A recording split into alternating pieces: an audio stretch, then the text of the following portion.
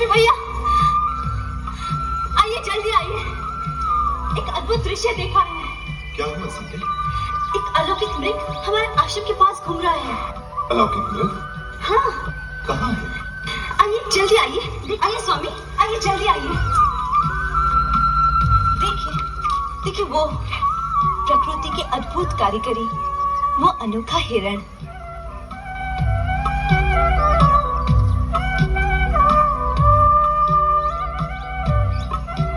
पकड़ लीजिए ना। ओहो, कितना मनभावन मृग है। पकड़ ले। क्या करोगी कल्याणी? इसे अयोध्या ले जाएंगे। देखकर सब विस्मय से चकित रह जाएंगे।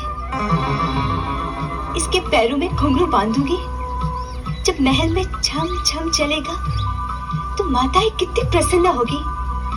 नहीं तो वनवास की स्मृति स्वरूप भरत भैया को भेंट दे दूंगी। जाइए ना, जल्दी पकड़ लाइए। लक्ष्मण, तुम्हारी भाभी की इच्छा पूरी करनी ही पड़ेगी। वास्तव में यह है भी बहुत सुंदर। इसका रूप अनूप ही इसका शत्रु बन रहा है। भैया, इसके प्रति भाभी का मोह हमें किसी संकट में न डाल दे।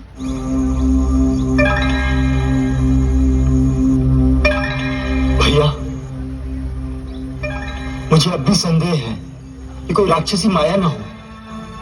यदि राक्षस ही हुआ तो उसका अंत होना भी आवश्यक है। लक्ष्मण, तुम पर्णकुटी में सीता के साथ सावधानी से इनकी रक्षा में रहना। कहीं तुम्हारा संदेह सत्य ना हो। मैं जानकी की इच्छा पूरी करने के लिए इस कांचन रथ के पीछे जाता हूं। जीवित अथवा मारकर शीघ्र लौट आऊंगा। निगम ने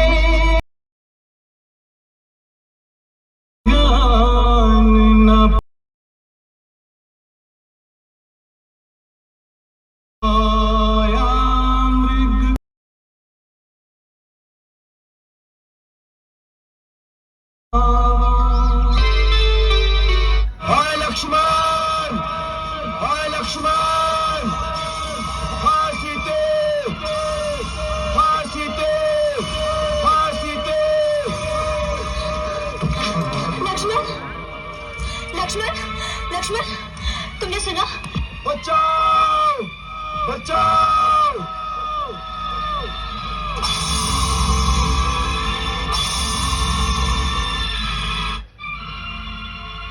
तुम्हारे भैया बड़े अटकस से हमें बुला रहे हैं।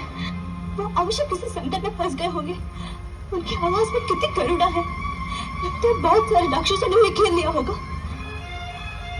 लक्ष्मण, तुमने नहीं सुनी उनकी पुकार? सुनी है भाभी। तुम यहीं पे खड़े हो। जाओ लक्ष्मण, जाओ, जाके उनको बचाओ। लक्ष्मण, क्या हुआ? तुम जाते क्यों नहीं?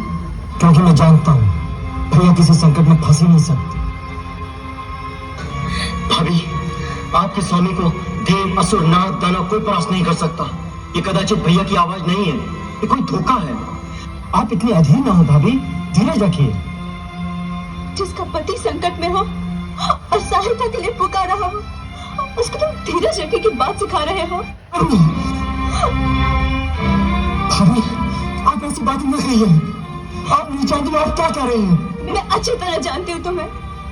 जिस भाई ने तुम्हें अपने पुत्र की भांति पाला है, आज जब उनके प्राण संकट में आ गए तो तुम डर के मारे अपनी भाभी के आचरण आकर छुप गए। क्या इसी समय यही तुम्हारा कर्तव्य है? मेरा एक ही कर्तव्य है, अपने बड़े भाई श्री राम की आज्ञा का पालन करना। और वो मुझे कह गए कि मैं आपकी रक्षा के लिए यही रहूं। इसलिए मैं आपको किसी भी स्थिति में अकेला छोड़ के नहीं जा सकता। मेरी रक्षा, जिसके लिए मैं सारा संसार त्याग कर इस वन में रहने आई हूँ, जिसके बगैर मैं एक पल भी जीवित नहीं रह सकती, और जब उनके प्राण संकट में आ गए तो मेरी रक्षा करने से क्या लाभ? लक्ष्मण, अगर उनको कुछ हो गया तो मैं एक पल भी जीवित नहीं रह सकूंगी। मेरे मृत शरीर की रक्षा करते रहना और पालते रहना भाई की आज्ञा। भाभी, आप समझती क्यों नहीं? भैया पर कोई आज आ ही नहीं सकता। तीनों लोगों में कोई ऐसा वीर नहीं जो उन्हें परास्त कर सके। ये किस दुर्भाग्य के कारण आपकी बुद्धि इतनी हीन हो गई है? जिसके पति के प्राण संकट में हो उस नारी के लिए इससे बड़ा दुर्भाग्य और क्या हो सकता है? आज तुम हठधर्मी पर उतर आए हो। सिद्धि तो तुम सदा से ही रहे हो, परंतु अपनी कायरता के कारण मेरी अवज्ञा भी करोगे, इसकी मुझे आशा नहीं थी। भाभी, आप मुझे कायर मत कहिए। कायर नहीं, तुम मेरी आज्ञा का पालन करो। भाभी, आप हट मत कीजिए, कुछ अमंगल हो जाएगा। तुम नहीं गए तो अमंगल हो ही जाएगा। लक्ष्मण, बातों में समय मत गवाओ।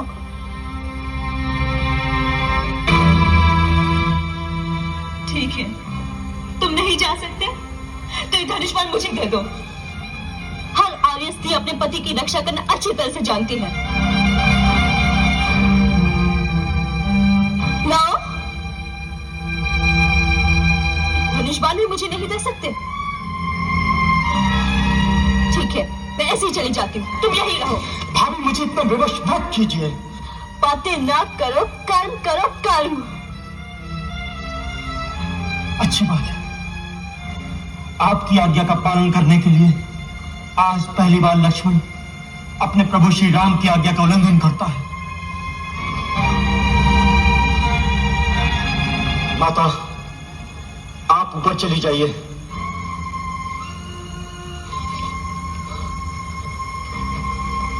भैया, मुझे क्षमा करना।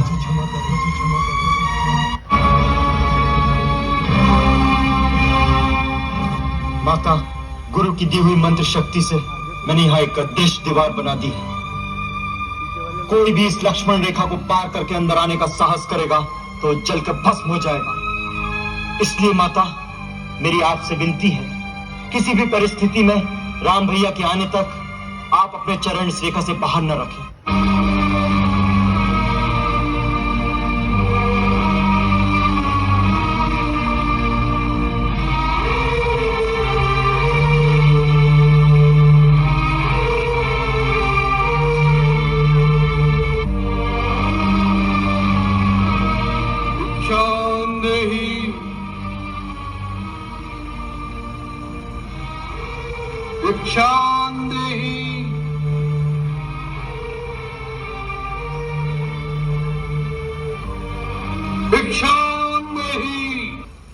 प्रणाम महात्मा।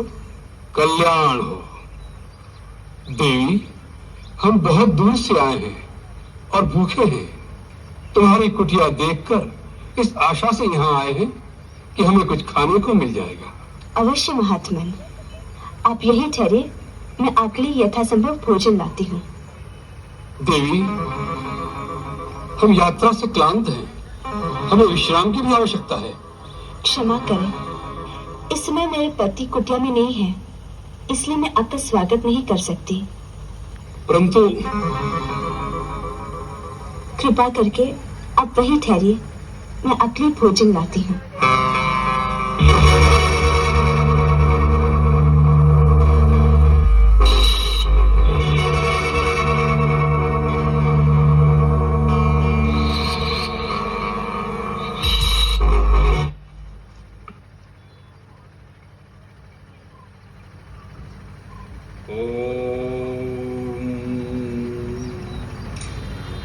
मेरी आपसे विनती है, किसी भी परिस्थिति में राम भैया के आने तक आप अपने चरण इस रेखा से बाहर न रखें।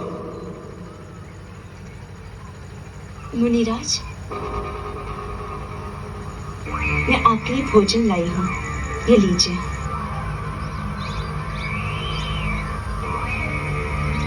ले आओ देवी। कृपया आप ही को यहाँ आना होगा। अब तो हमने आसन जमा लिया है, यात्रा से थके हुए हैं, बार बार उठा नहीं जाता। जो कुछ देना है यही ले आओ। भगवान, भगवान, मैं इस सीमा से बाहर नहीं आ सकती, आप ही को कष्ट करना होगा। देवी, तुमको यारी कन्या नहीं लगती। द्वार पर आया हुआ अतिथि भगवान का रूप होता है और तुम हमारा तिरस्कार कर रही हो। वही नहीं अतिथि देवता, मेरे वहां न आने का कारण आपका तिरस्कार करना नहीं, वास्तव में मेरे देवर मेरी सुरक्षा के लिए एक सीमा की रेखा खींच गए हैं। और अपनी शपथ देकर कह गए हैं मर्यादा की सीमा को त्याग कर बाहर न जाना, इसलिए मैं बाहर नहीं आ सकती। कृपा करके अपनी बात का बुरा न माने। बस, बहुत हो चुका। तुम बार बार हमारा तिरस्कार कर रही हो।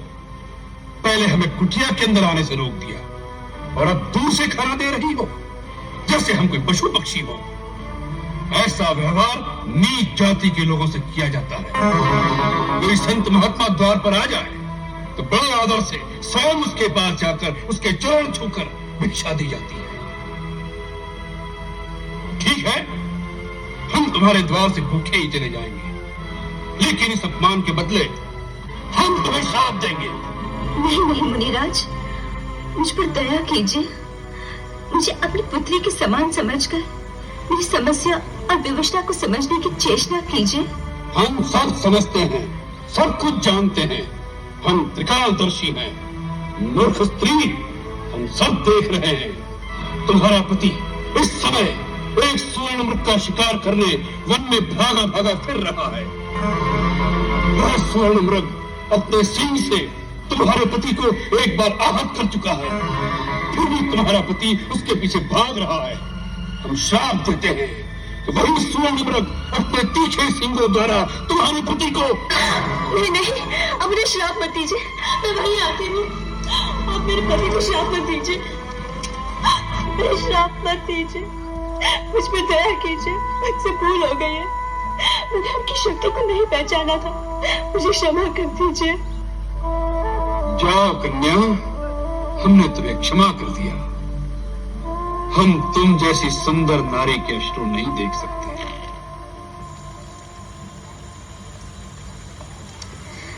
मैं मिथिला नरेश महाराज जनक की पुत्री हूँ। मिथिला की राजकुमारी, और इस अवस्था में ये कैसा दुर्दैव है। जिस कांचन काया को देख देवता भी लालायित हो जाए, उसे तुम इस घास फूस की कुटिया में नष्ट कर रही हो। और ऐसे नारी रत्न को तो किसी त्रिलोकी के राजा की पत्नी होना चाहिए था। मेरे लिए तो मेरे पति ही त्रिलोकी के राजा है। उनसे बढ़कर और कोई हो सकता है क्या? अवश्य हो सकता है। हम तुम्हें बताते हैं। सीते, जिसके नाम से देवता, नाग, किन्नर, असुर, राक्षस अर्थात संसार के संपूर्ण प्राणी थर्रा उठते हैं। सूर्य, चंद्र आदि नवग्रह जिसकी इच्छा से चलायमान होते हैं। जो संसार के समस्त चराचर प्राणियों का स्वामी है, जिसे देख वृक्षों के पत्ते भी भय से स्तब्ध हो जाते हैं। अरे वायु भी जिसके सामने सांस नहीं ले सकती।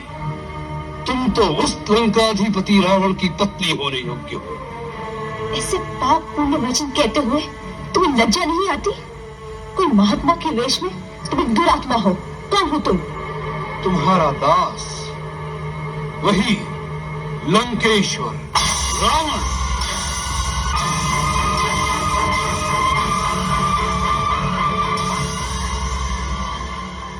हाँ, रावण, जिसे तुम्हारी कामना ने इतना आतुर कर दिया है कि स्वयं तुम्हारे द्वार पर भिक्षा मांगने आया है। सीते, आज तुम्हारा भाग्य उदय हो गया।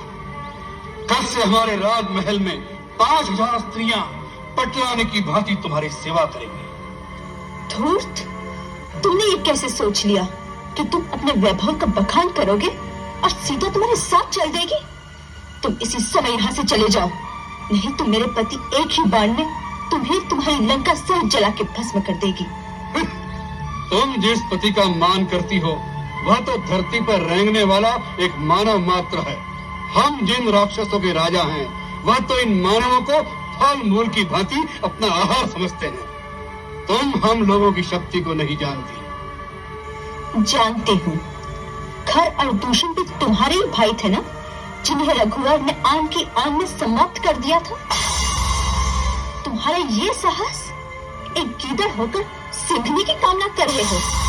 तुम्हारा अंत समय आ गया है। यदि प्राण प्यारे हो तो अभी समय है, चला जाए यहाँ से। हमारा ऐसा अपमान करने का साहस आज तक किसी ने नहीं किया। इसका परिणाम जानती हो? और एक पतिव्रता सती की ओर ऐसी कुदृष्टि डालने की मूर्खता भी किसी ने नहीं की होगी। इसका परिणाम जानते हो? तेरा ही नहीं, तेरे सारे कुल का सर्वनाश हो जाएगा।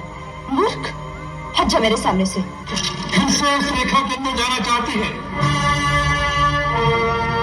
स्त्री एक बार अपनी मर्यादा की रेखा से बाहर आ जाए, फिर उसका वापस जाना असंभव हो जाता है।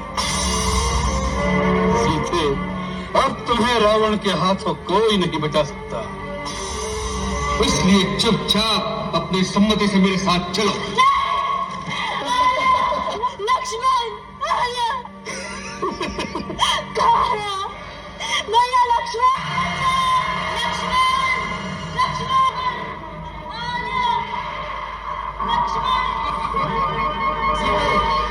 मेरी बेटी सीते आ रहा हूं।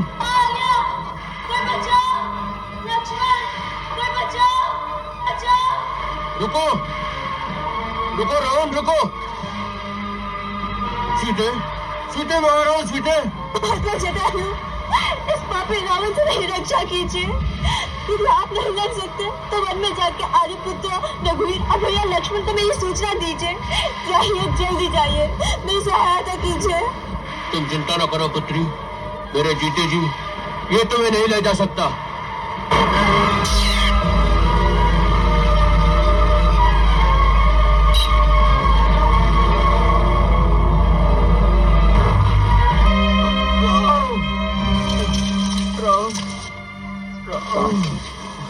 राम, राम, तात, तात आपकी ये दशा कैसे हो गई? किस पापी ने आप पर आघात किया है? तुम आ गए राम।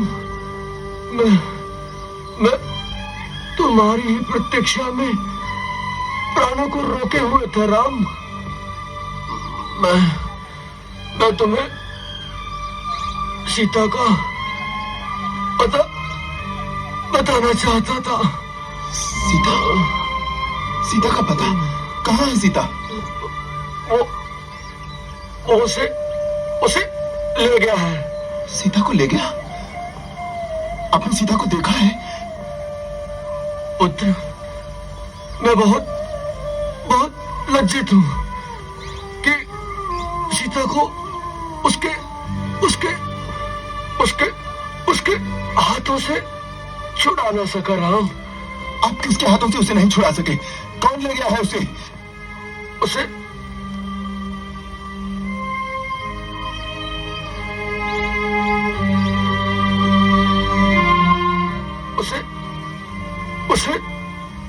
पापी रावण अपने विमान में बिठाकर आकाश मार्ग से ले गया।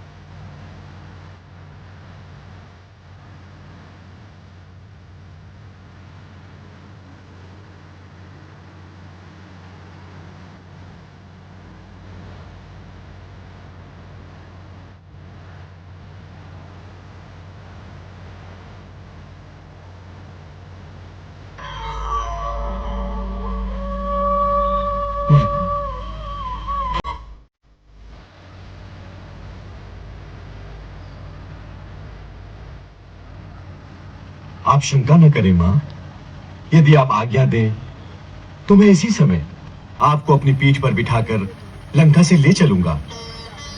दूसरा मैं चाहती हूँ कि रावण को मारकर मुझे मुक्ति दिलाने का यश श्री रघुवीर को मिले, जिससे उनका गौरव तीनों लोकों में बढ़ेगा।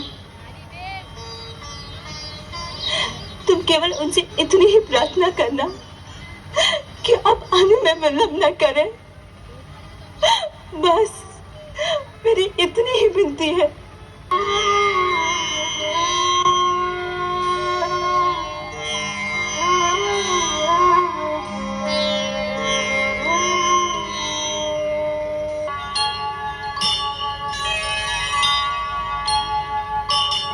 श्री राम प्रभु की जय हो। पवन पुत्र हनुमान ने अकेले ही जो साहस और पराक्रम दिखाया है, उसकी गौरव गाथा का वर्णन 1000 मुखों से भी नहीं किया जा सकता। वो 100 योजन का समुद्र लांघकर लंकापुरी तक हो आए हैं और माता सीता के दर्शन कर आए हैं।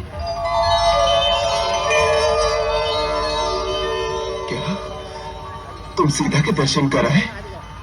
प्रभु, इसमें मेरा कोई गौरव नहीं। ये आपकी शक्ति का प्रताप है कि मैं भगवती सीता के श्री चरणों तक पहुंच पाया। हनुमान, हनुमान तुम सीता तक पहुंचे? तुम सचमुच सीता तक पहुंचे? भगवान, यदि माता को जीवित देखना चाहते हैं तो आप विलंब ना कीजिए।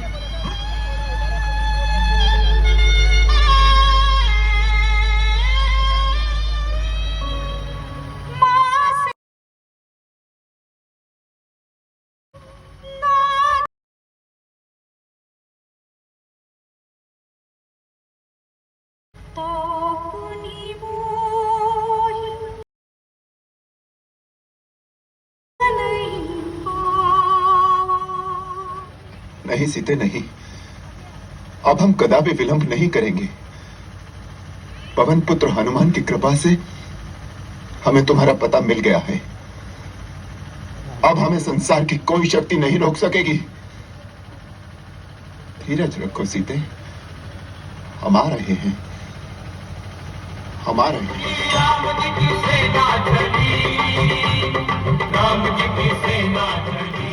मेरा नाम है रावण, तीनों लोग जिसका यशगान करते हैं, लोकपाल तक जिसके बंदी हैं।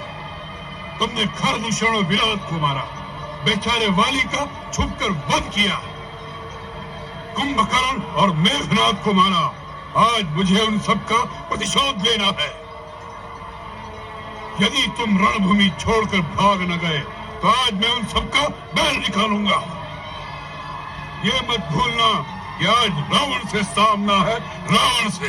नीच, निशाचर, असहाय स्त्रियों पर वीरता दिखाने वाले कायर, तो किस बात पर अपने को वीर कहता है? धर्म की मर्यादा भंग करने वाले पापी, तेरे समस्त पापों का दंड आज तुझे अवश्य मिलेगा। दंड देने का काम राजा का है, किसी भिखारी का नहीं। पहले प्रथम दंड, ये ले तेरा दंड। युद्धम, युद्धम।